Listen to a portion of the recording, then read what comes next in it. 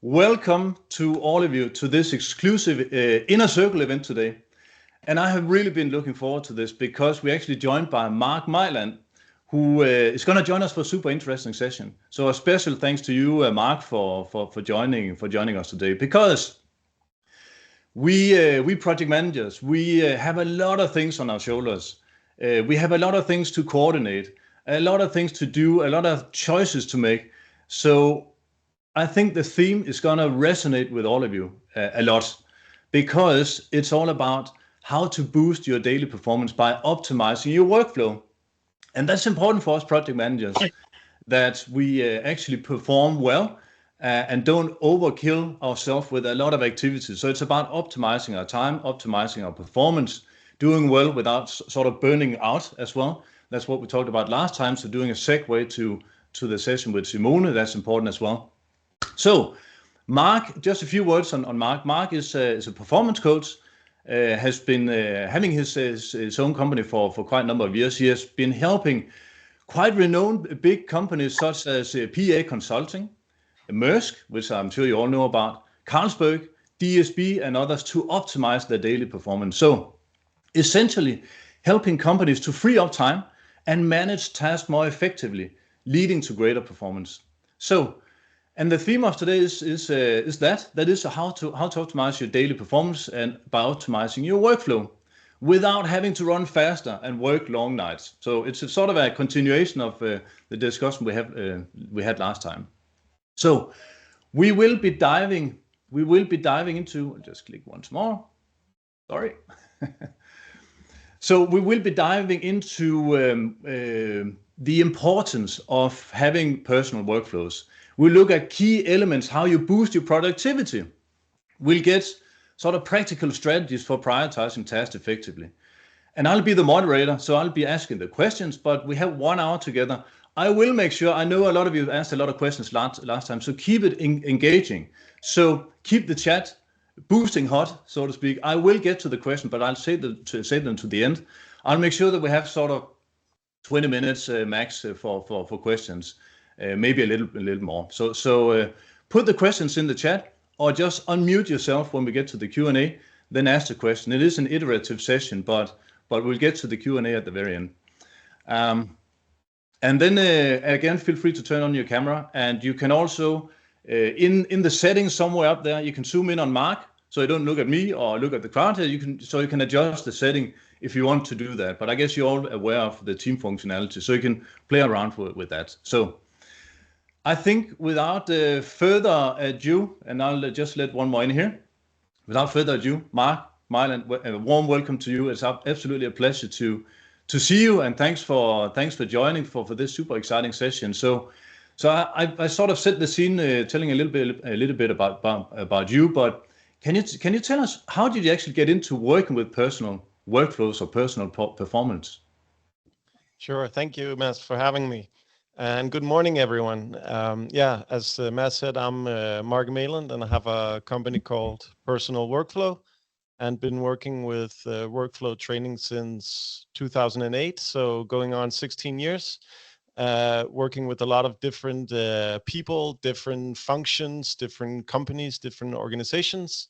So at this rate, I'm probably have helped around 800 teams. So I've seen a lot of different ways of working. But the way I got into all of this was because of a pure interest on my own. I was previously working as a headhunter for a company called Russell Reynolds Associates. So I was doing a lot of projects and trying to stay afloat. So I started diving into all of these methodologies around how you can work. And I figured out that some of the ideas, some of the tips, some of the tricks were working really well, and others were not. So I started putting together my own thoughts around how to work. And I was talking to everyone that would listen, and especially my friends and family. So there was no dinner party that I attended where I wasn't talking about workflow and asking people about how they were doing things. And eventually my friends started asking me how I was doing things, because they were running into some of the same issues.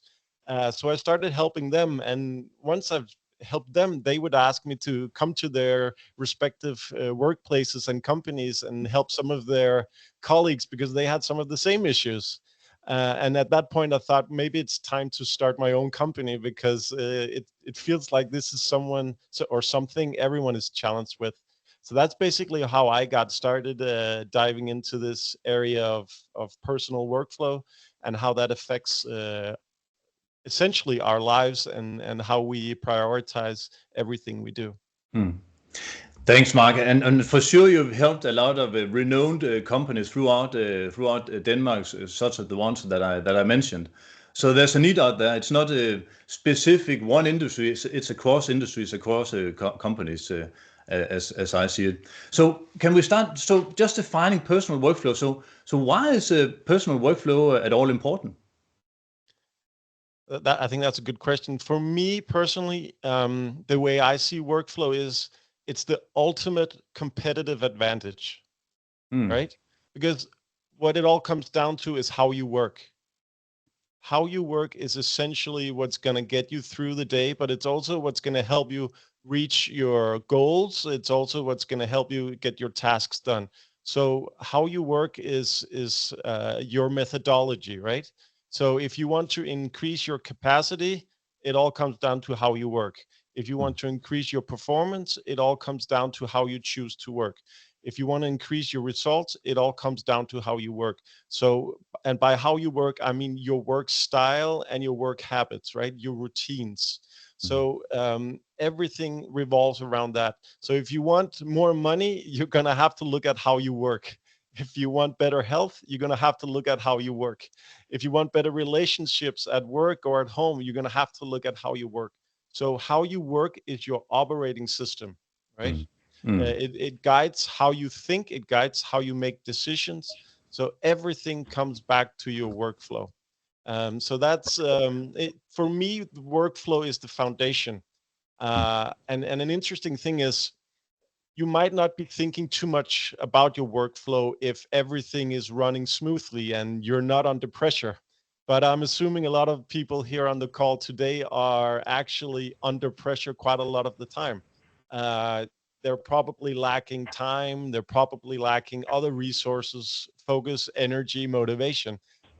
So if you're not careful, that foundation will start to crack, right? Yeah. And then you're in trouble. So a lot of the people that I work with, they come to me maybe a little too late. The foundation is already starting to crack. So that's I think that's essentially why it becomes your competitive advantage. And I want to maybe dive into a little story that kind of put this into perspective. So I don't know how many of you've heard of John Wooden, but to me he's a very interesting character and maybe one of my heroes, I would say. John Wooden was an American college basketball coach, and he's actually the most winning coach. So he won around 12 championships, and 7 of those were in a row. So impressive results. And I think why John Wooden was interesting is because he did things differently. So workflow is often about doing things differently. So let me tell you a little story about him. The way John Wooden always would start a new season was not on the court. He would start off the court. So everyone, I assume all other coaches pretty much start this season by practicing new things, right? But what John Wooden would do is he would take everyone into the locker room and then he would sit them down, all these new players, and then he would start to teach them how to put on your socks, how to put on your shoes, and then you could go out and play basketball. And the reason for this was, or at least that's what he said, if you can't put on your socks right or your shoes, you will start to get blisters. If you get blisters, you can't practice. If you can't practice, you can't play. If you can't play, you can't win matches. And if you can't win matches, you can't win championships. So it all starts with how you get your socks on. And I think that's just really a good way of looking at your workflow. Start with the fundamentals because these are your foundation. You need to master these and you need to come back to them on a regular basis to make sure you're on track. Fantastic. And I recall this. I don't recall the name, but there's this guy who's very famous, at least on YouTube and stuff. And he preaches that the first thing you have to do in the morning is to make your bed. I can't remember though. Maybe you can. Some of you guys remember that guy, but it's very renowned. I But think and he's that's admiral or general in the U.S. yes, Army. Yep. yes, exactly. So it's a range of events, sort of small nudging activities that can make a big difference. That's what you're saying, Mark. Yes. Yes, fantastic. So I really want to know these important elements of boosting one's workflow, but maybe before that. So you've been helping so many big companies and smaller companies, mid-range companies in Denmark. So what are the typical pain points you see when you're out helping people? So just the main pain points. There might be some common denominators that you see before we get into sort of the tactics that we can do to optimize our personal performance. Yeah. I think the most important thing is how people approach their challenges Hmm. in regard to resources, goals, and tasks. So I see a lot of people who are under pressure, and that pressure leads them to make decisions that are not working for them. So uh, essentially they start to try to maximize their day, right? As opposed to optimizing their day. So they're trying to, by maximizing, I mean they show up early in the morning so they can start working without being interrupted by everyone else. They skip their breaks along the day because then they can work more hours. They work in front of the computer at lunchtime instead of having lunch, right? They take the computer back home so they can work some more in the evening. So now they're not recovering in the evening. They might also bring the computer back home for the weekend because they have a tight deadline and they need to get some stuff done before this deadline. So now they are missing out on their weekend as well. So they're trying to maximize their day. They're trying to get as much out of each hour as possible, as opposed to optimizing their day, where you are more in control of your day and you have a different perspective on your day. So we can dive a little deeper into that. But I think a lot of the problems basically comes from this approach of maximizing as opposed to optimizing. And maximizing, you're going to run out of time at some point. There's not going to be enough hours in the day, which means at some point your workflow is no longer scalable and it's no longer long lasting. I think that those are the goals you need to aim for, having a system that is scalable as opposed to something that is limiting in time. Mm. It's kind of like running downhill, right? If you're running downhill and you're trying to run faster because you're trying to maximize, at some point your legs can't follow and you're going to fall, right? So there's a huge difference in running down the hill as fast as you can and running down the most optimal way, Mm. right? I'm in the school of running optimal because I think you can run longer. Fantastic. I like that. So maximizing versus optimizing. Optimizing, exactly. Yes, I So like that. if you dive into, so what are the challenges here? I think that if you start to maximize, what essentially you're doing is you're positioning yourself in a better way. Kind of like chess. I don't know if any of you played chess, but if you play chess, you're very aware of where you put the pieces, because a piece in the corner is not as important as a piece in the center of the board, right? So optimizing is about positioning yourself in the most optimal place in regards to what resources you have available, what assignments you have in front of you, and what goals you have in the long run. So it's all about positioning yourself.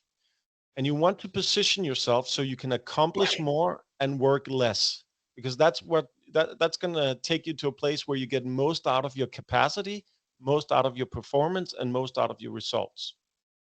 And I Fantastic. think the way to do that, if we dive a little deeper here, I think there's 5 workflow phases that you need to master.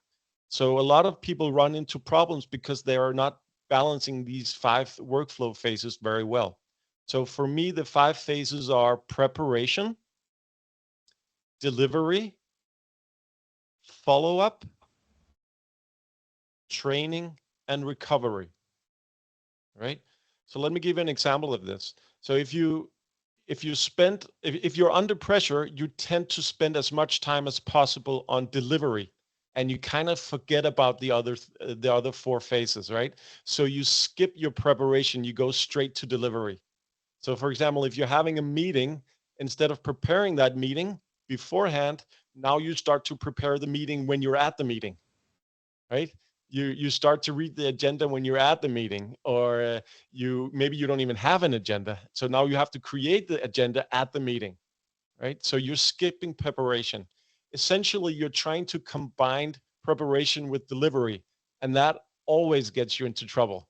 So if you want to look for places where you can optimize, try to distinguish between, am I preparing or am I delivering? Just as an example. So most people, if they're under pressure, try to put every hour into delivery, and then they skip these other five phases. And I don't know if you can imagine this, but if you keep skipping your recovery phase, for example, at some point you're gonna start to make mistakes because you haven't recovered properly. So now you're actually maybe working longer hours trying to fix mistakes that you otherwise wouldn't do if you had recovery. So it becomes an evil spiral that you end up in because you've positioned yourself wrong. Does that make sense? So, Yeah. so for me, the preparation is interesting to look at. For me, there are different tactics to how you can deliver, and but the most interesting things are actually some of the less noticeable work phases, which are follow up and training. So by follow up, there's essentially two elements to that. You need to, every time you finish a task, you need to ask yourself, am I actually finished with this task, or is there something else that's come out of this task? And usually there are new things that show up, right? So you need to capture that. But another thing is, another element to the follow up process is reflection. So again, if you're under pressure, you tend to skip reflection, right? So you go straight to the next task instead of putting some reflection time in between tasks. And reflection is actually just thinking about, how did my process work on the task that I just completed? Did I do it? Did I do a good job? What worked? What didn't work? What can I do differently next time? So if you haven't thought about this, if you just move on to the next task, you're most likely going to work on the task that you just completed the same way the next time you encounter that task, right? So there's no improvement between tasks. So I think that's a huge problem for a lot of people because they don't set aside resources for reflection. I think that's an amazing framework, Mark. And I like this reflection point because it's sort of this continuous improvement where we take stock of things. I reckon so we Yep. learn how we perform, adjust accordingly to become even better. But how do you do that in practice? Do you sort of set aside half an hour every Friday or like 5 minutes after a meeting? How can we do it like really concrete to make sure that we reflect and improve our performance? Yeah, so there's many ways of doing it, and I think you need to create a system where you both have kind of running reflection, but also some set times during the week where you do reflection. So basically, you need to look at what your routines are. So when I sit down with people, what I usually do is I look at what are their routines, what are their tools, and what are their mindsets. So some of the routines that I dive into are what I would call startup routines and shutdown routines. So you basically need a startup routine and a shutdown routine for the day and for the week and for the month.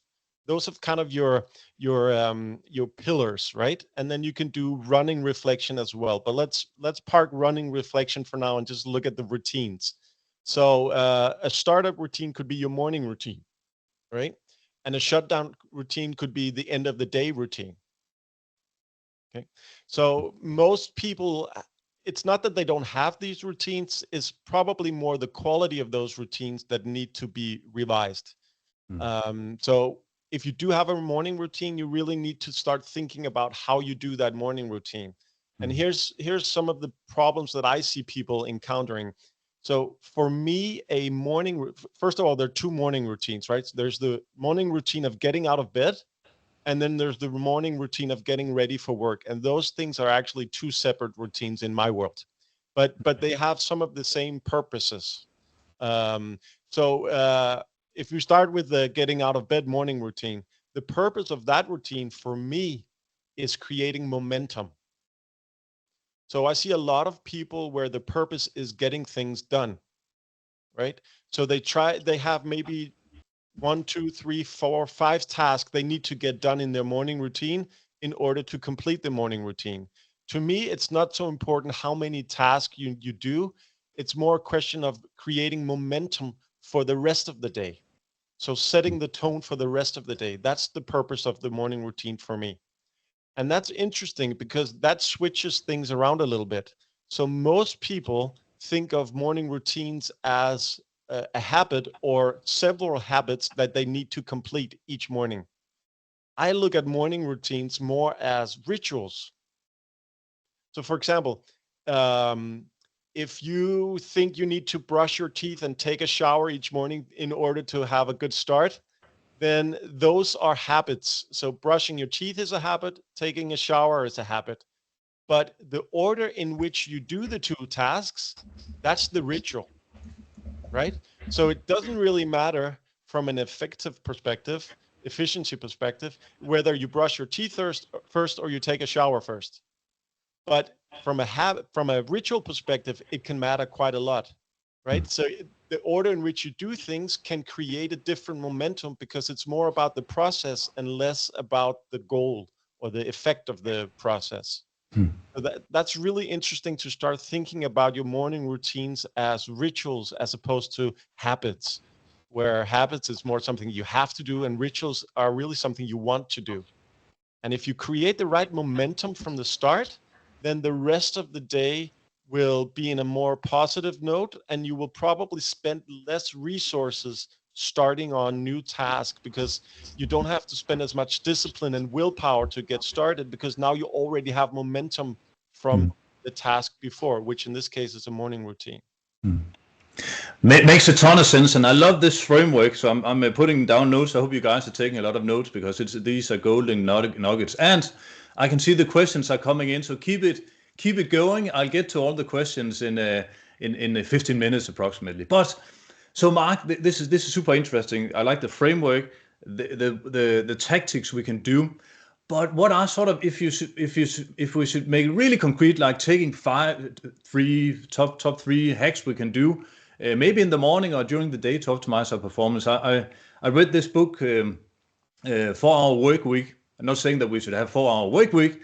It's written by a guy, I think he's called Timothy Ferris, and he's very much an advocating for optimizing your email flow, because I reckon that from my career that we meet in the office. The first thing we do is emails, and we are available all day. So we have the pop-up coming up. Oh, I have to answer these emails. So we are disrupted all the time. I think many of us might relate to this, guys, that the emails is actually controlling our day and taking too much time.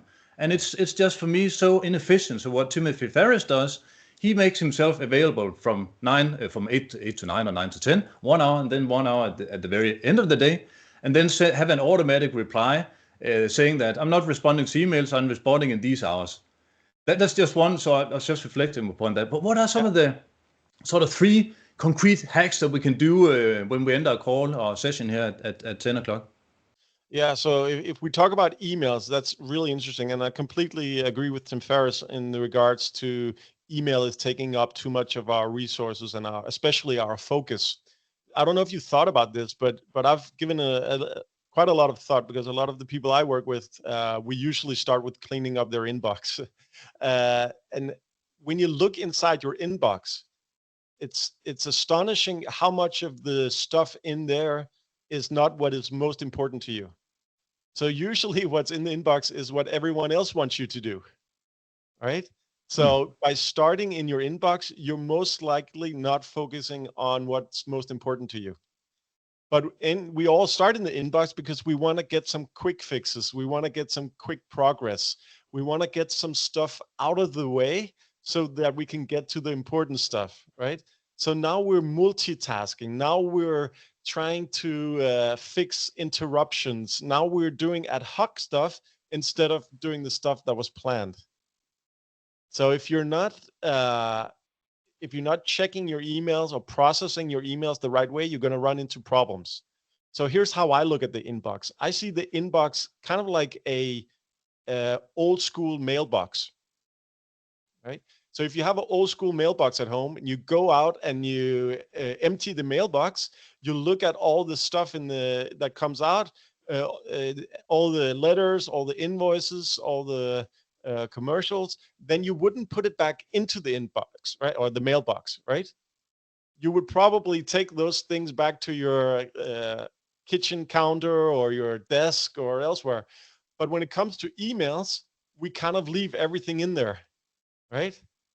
That wouldn't work if that was an ordinary mailbox. Then we would run into trouble.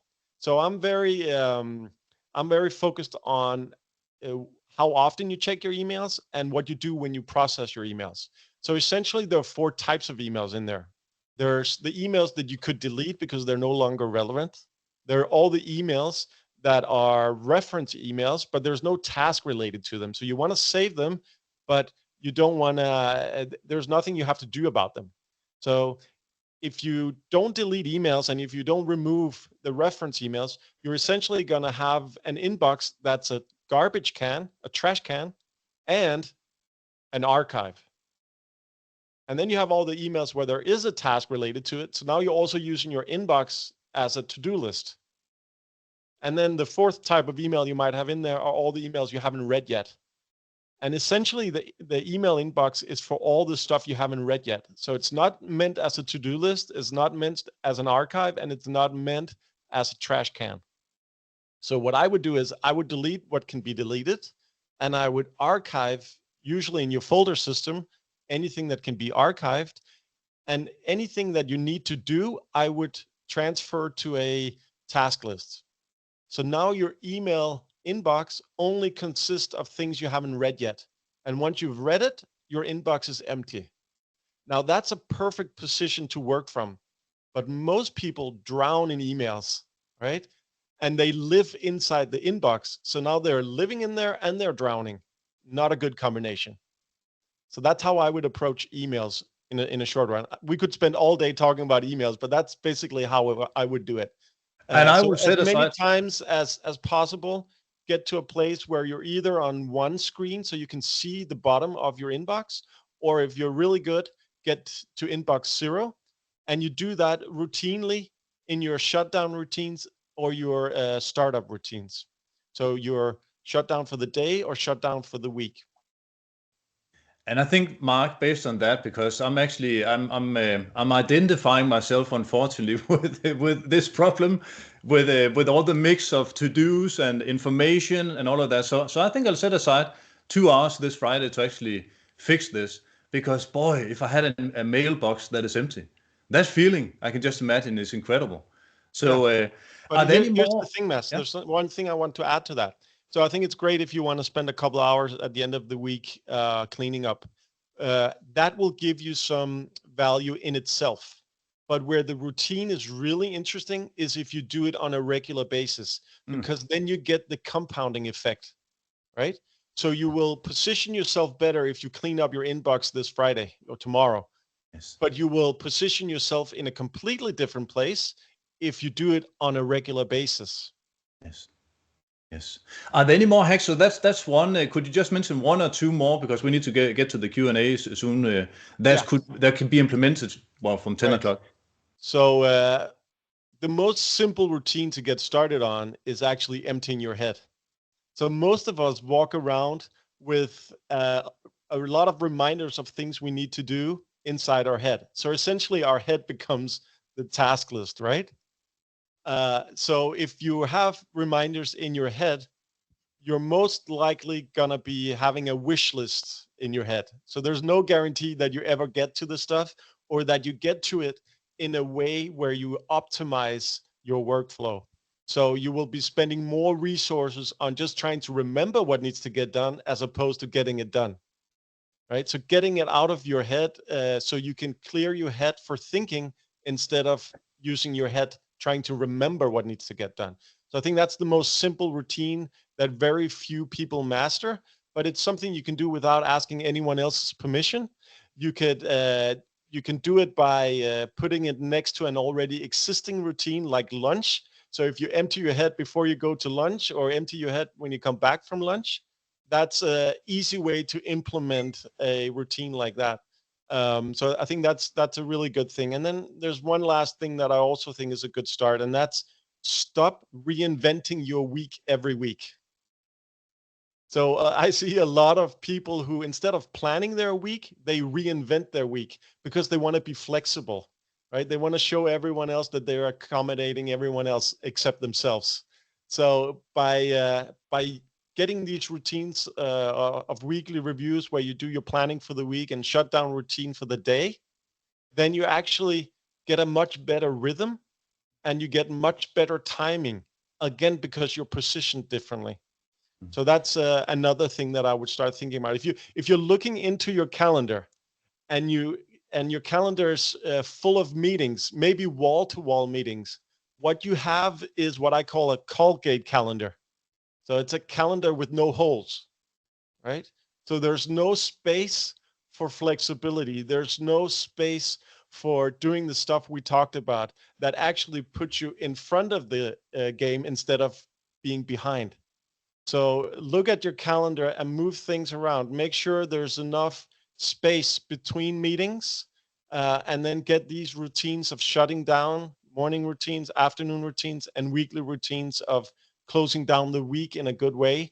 Then you're really going to see some changes in your workflow. Fantastic. Some really good hacks here, Mark, and you probably have more, but I'm curious here.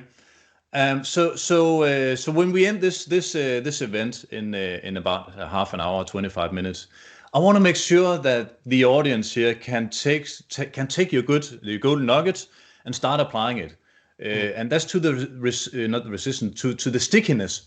So, and I don't know if you read the book Atomic Habits, written by James Clear, that it takes about 8 weeks, 6 to 8 weeks, to build a new habit, and this is a lot about mindset, really, as I hear it. So. And to get to that consistency, as you're saying, how do we how do we ensure that these golden nuggets, we actually start applying it? Is it to define a range of actions and then really take action and hold one accountable, or how do we make sure that we really get the stickiness and change our mindset, optimizing our workflow? Do you know what I mean? Yeah, I think getting it to stick is definitely a problem for a lot of people. But before you get it to stick, you need to make it fly first. Right? So what I see is most people don't have a strategy. They kind of, reinvent their week every week, as I said before, but they also try to reinvent their own workflow on a continuous basis, but without direction, right? So what I have 4 steps that I follow. So the first thing is you need to find the right track first. You need to find what it is, your right direction, and what is going to get you to the end goal, right? So that's finding your track. Then you need to start to follow that track. And that's where routines and the way you use your tools and your mindsets come in. And then you need to stick with the track. And this is where a lot of people fall off. In fact, everyone falls off, I would say. So it's not about you falling off or not. It's about, are you going to get back on the wagon when you fall off? Right? So it's about having the right behavior and having the right culture around you, right? And then the last step is acceleration. So once you stick to your track, then you can speed up that track and you can get to your goal faster, right? So there's a lot of routines within each of these steps, and there's a lot of habits you need to master, but that's kind of the overall strategy. 4 step: find your track, follow that track, stick with the track, and accelerate that track. Does that make sense? It does, and I can see there's some nodding, and we'll get to the questions in a second. So at some point you mentioned that to-do list and optimization of to-do list and stuff. Are there any sort of concrete productivity tools that you could mention here that could help us or support our transition into being a very high performance people, so to speak? Yeah, and that's a really interesting question around tools, because I definitely think there are. My experience is most people have access to the tools they need to start with. The problem is they use the tools wrong. So they might use a project tool for managing their personal task list, and sometimes they run into problems there, right? Or as I said before, you're using your head to remember things as opposed to using a task list. Um, the way you use your task list is also a problem for a lot of people. So, for example, if you have one to-do list where you just have everything on one piece of paper, or it could also be a electronic system. You just have one long list. That's what I call a to-do list, and you have the highest priority on the top. The problem with that is, at the end of the week, there's still going to be things on that list that you haven't done, because you've been working on ad hoc stuff and more and stuff that came in from the site that you couldn't plan, and you're not going to feel good about it. So instead of using your list as a task list, as a to-do list, I would use it more as a possibility list, right? So change your to-do list into a possibility list. And the way to do that is to regroup your task into smaller groups. So for example, I have everything I need to do today on a today list. Everything that needs to get done this week, weekly list. Everything that's on hold, future list. I separate my task list and my problem list. So I don't have problems on my task list. That goes on my issue list. I have lists that are more focused on what levels I need to, what different types of resources I need to complete. So I have a brain dead list. So if I have no energy left, I don't need to look at my today list, because today lists are just my most important stuff. But that usually requires more energy. I need to look at my brain dead list when I don't have energy, right? So you need to have a list that is probably more suited to what situation you're in, as opposed to what priority the task has, right? So basically, the little formula that I follow is, I prioritize based on what situation I'm in, then what energy I have, then what time I have available, and then what priority the task has. So if you have 100 tasks, you're not in the right situation to do all of them. Maybe some of them requires that you're in a different location. Then it doesn't make sense to focus on that task that requires you to switch location, because that will cost you more energy, right? So it's better to just get the stuff done you can get done in the whatever context you're in. Same thing goes for energy. If you're trying to work on a heavy task at a time we have low energy, you're probably going to spend more time on that task, maybe even more than a time than it deserves, right? Same thing goes for time. And at the end, you're going to end up with about 10 tasks. And out of those 10 tasks, which one is has the highest priority? That's the one you should be working on. So that's kind Fantastic. of the process I follow to do prioritization. Makes a ton of sense. So a more structured approach to do lists, and maybe as you said, with this maximization versus optimization, to Exactly. deselect stuff. And I just recall Simone sharing at the last inner circle. She said, make a to-do list, a structured to-do list, as you're saying as well, Mark. Maybe more to-do list, but also make a not to-do Possibility list. list. Sorry. A possibility list, not a A to-do list. possibility list. Yeah. And she was advocating for a not to do list as well. And I like that as well, because that's forcing us to sort of deselect or deprioritize the activities that are not on top of our list. Exactly. Yeah. Great. And if you don't do it, you're going to end up working on the latest and the loudest. You're going to end up working on the stuff that takes most of your focus, even though it doesn't deserve it. Yeah. So, it comes from a mindset of prioritizing time over focus, energy, and motivation. When the reality is, if you have a task that either requires more focus, more energy, or more motivation, and you're working on it at the wrong time, it's going to take more time to get through. And time is probably the resources you don't have enough of to begin with, right? So Hmm. now you're spiraling down as opposed to working from the right position. Great. I have more questions, but I think I'll open up the floor here, because we have some questions in the chat. Yeah. So I'll get to those, but you can also put the golden hand up, or you can just unmute yourself. But I'm gonna look at the chat here because that has been bouncing back and forth, and that's really good. But while I get an overview of that, would some does some of you have a question? Then I'll get an overview of the chat here. You can just unmute yourself or share the. Mads, you have a question. Then I'm gonna get an Yeah, overview of the chat. thank you very much. Thank you, Mark, for your input. It's when I look at your hacks and what you are telling us today, all of these things, it's obvious. It's things I said, you are absolutely right. Why are we not using this? It's we people we see, yeah, that it's easy to do this and this, but we will never, fulfill how to do it. So all of the things is obvious, but we need to plan it, as you said. And I like this.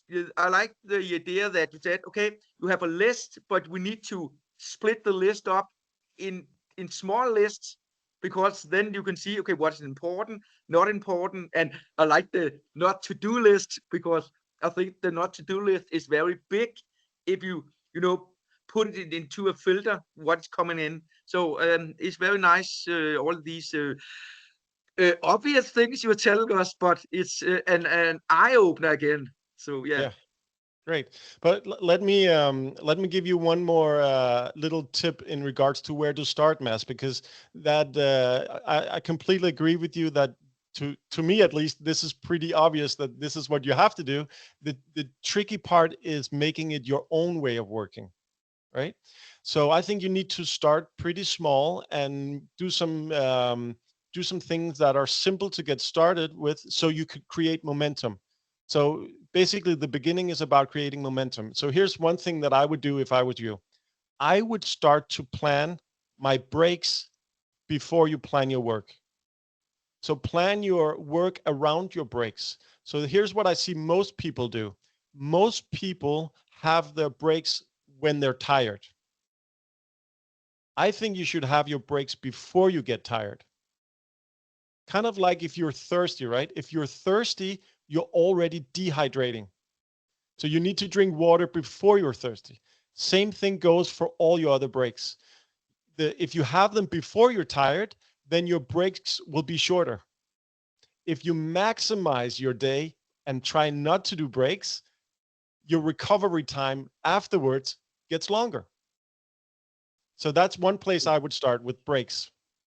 Yeah, we can look at this, how sports, when they do sport, cycling and running, that when they are going down totally, they're not going to drink. They are, getting the energy before, and the protein, and also, and so yeah, you're absolutely right. Yeah, yeah. Yeah. I think the same thing goes for knowledge workers and especially project managers. I think this is really a really important step. So some of the clients that I work with, I actually plan their holidays before I plan their work. Good stuff. That's also a big notch that we can do. Great hack. And I guess, Mads, so you mentioned here in the chat, can you say that optimizing your day is the best way to, instead of trying to maximize your day, you need to see that difference. That speaks into what we talked about, right? I have a question here from Malte. What could be an example of a morning routine creating momentum? So we talked about the emailing stuff, but do you have other hacks for creating a good morning routine? Yeah. So the interesting thing about morning routines is they're very individual, right? So and again, morning routines can both be getting out of bed and it can be getting ready for work, right? So getting ready for work, I'm more inclined to doing a habit task as opposed to rituals. So for me, getting ready to work could be, this is the best time of day to get started on my highest priority. So actually morning routines, I don't know if you've thought about this, but morning routines usually start the day before. Right? So if a morning routine starts in the morning, then you're already behind.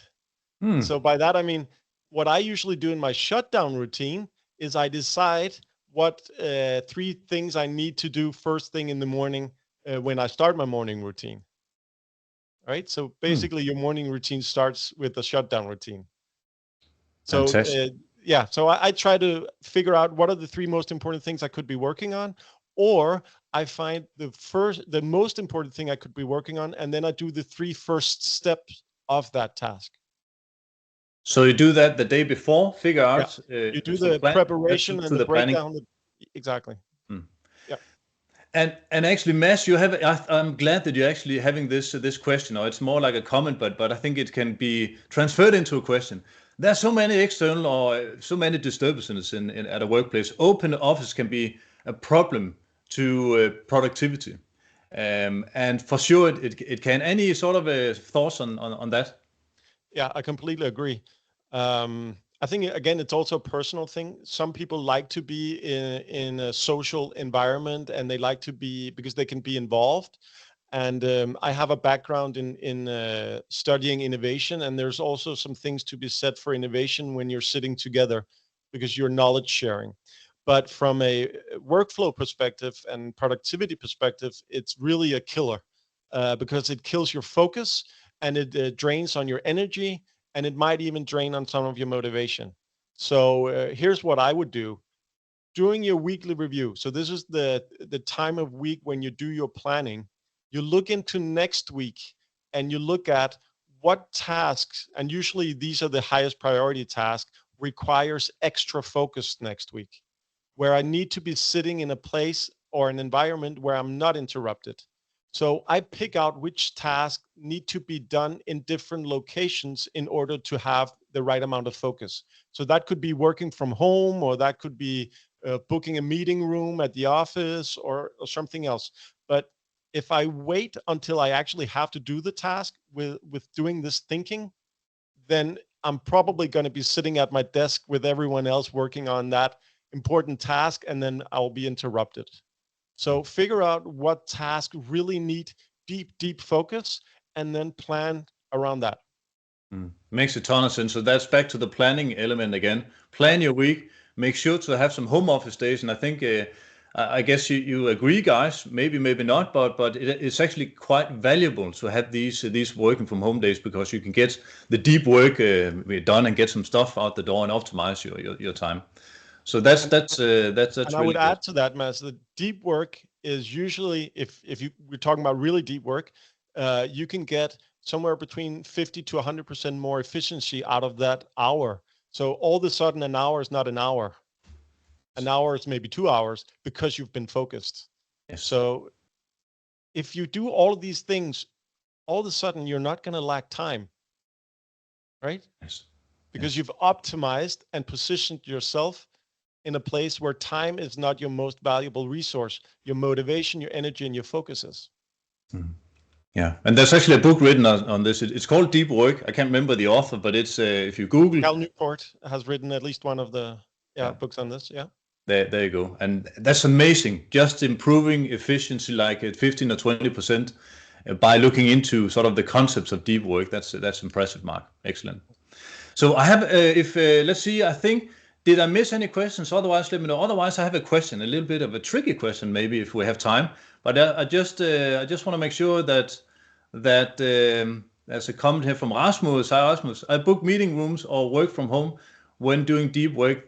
Yes, it helps. Thanks a lot. So it helps a lot. So that's really good, Rasmus. So you actually try it out in practice.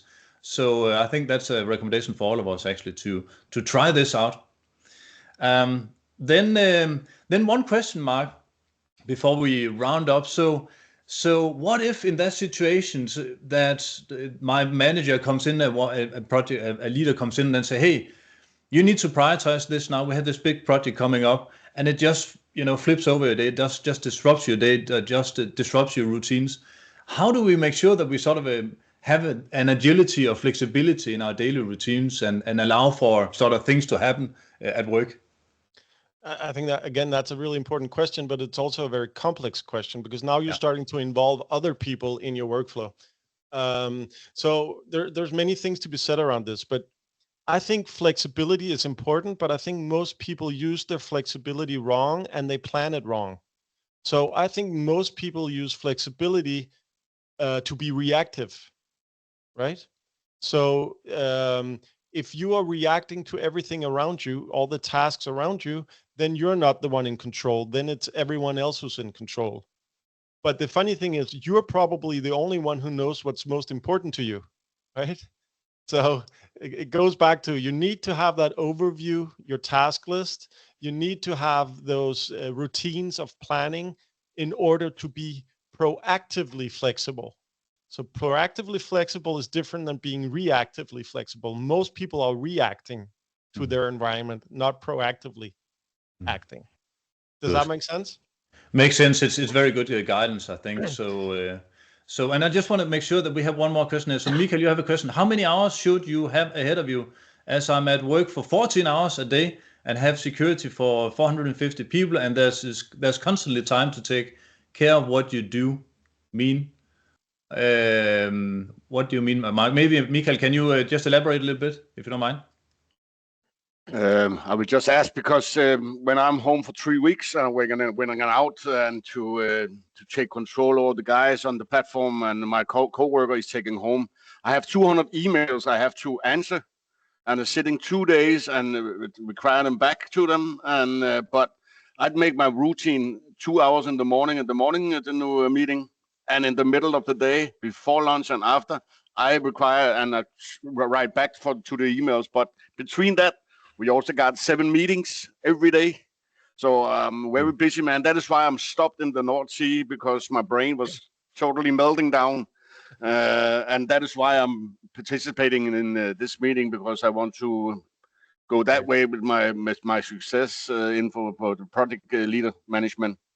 Right. So it was a good thing you said you plan your day. I planned it because I have 450 guys that were sitting and pulling my arm, saying, "Hey, welcome back, Michael. And I have this issue and this issue and this issue and this issue." I was sitting with my block, just writing down, and my head was just.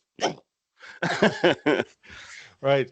So my question was, how many hours do you need to prepare for the next day before you stop your work? Because you said you were starting your next day routine the day before. Yeah. So how do you mean I have to stop 2 hours before and say, shut down for that day? I'm going into my routine to the Tuesday or Wednesday. Yeah. So again, this is very different from person to person. Okay. And of course, this is not something you solve from one day to the next. This is something you need to work with over time. So think about it this way. You probably have been in your job for many years. So it's taken you many years to work up all of these problems that you have right now. And so changing your way of working will also require some effort. So here are some things I want you to think about. If you start having a weekly meeting with yourself, and that starts to compound, you will see that you need less time per week to actually get that overview we're talking about. So if you only do it once, then you probably have to spend 2 hours to get that overview. But if you do it every week, you can probably get it down to about 30 minutes per week. Okay. Does that make sense? That makes a lot of sense. Right. And then you probably also need someone to, because I think there's a lot of other issues that you're probably encountering. Delegation. There's a long list of things we could look at. So maybe you need some training in order to be able to get to a place where you accomplish more and work less. No, but you can that's a nice thing. Start with your weekly review and get that thing up and running. And start with your shutdown routine. A shutdown routine doesn't have to take more than 10, 15 minutes. Okay. Thank you, Mark. So with that, one final question, then we need to wrap up because we have 3 minutes left. And if I missed any questions, I'm going to make sure to look it through, and you will receive an answer on email. So Mark, I'll be chasing you if there's a question we miss. But if the participants here wants to follow you or follow you or contact you or want to know more, how can they get in touch with you or follow you? Yeah, so you're more than welcome to connect on LinkedIn. You can find me there, Mark Mayland, Mark with a K, and Mayland, Mayland. You can also go to my website. Unfortunately, that's in Danish, personallyworkflow.com. There you can find some articles, blogs. You can even find my podcast if you want to listen to some of my talks with clients around these topics. And if you want to talk about doing one-on-one training with you personally or your team, I do workshops and keynotes and one-on-ones if you want to engage with me on how to solve some of your workflow issues and get to a point where you have more time and can accomplish more and work less. So you're more than welcome to reach out if you have any questions. Very good, Mark. Very good. I'll make sure that you'll get an email, all of you. So I'll make sure to put in the links also to the webpage and your LinkedIn in that email, so you can find Mark. So that's basically what we have time for today. I really hope that you enjoyed it. Thanks for tuning in. It's great having you. And a special thanks for you, of course, Mark, for participating and sharing your golden nuggets. Obviously, you have a lot of experience in the field, and it's spot on for us working with projects and so on. So our next inner circle will be in October, and I'll soon share who the renowned guest speaker will be, but I can promise it's going to be super exciting. And again, I'm planning to have a larger forum again, not only limiting to participants of the program, but having a little larger forum. So again, you receive an invitation for that. So again, thanks for all tuning in, and again, Mark, thanks very much. Can you please stay online here? I just want to say a few words. But you'll get an email, you'll get a link to the recording, so you can actually revisit the session if you want to. But again, thanks again, Mark, for tuning in, and thanks to you all for being part of this session. Have a fantastic day, and see you on the flip side.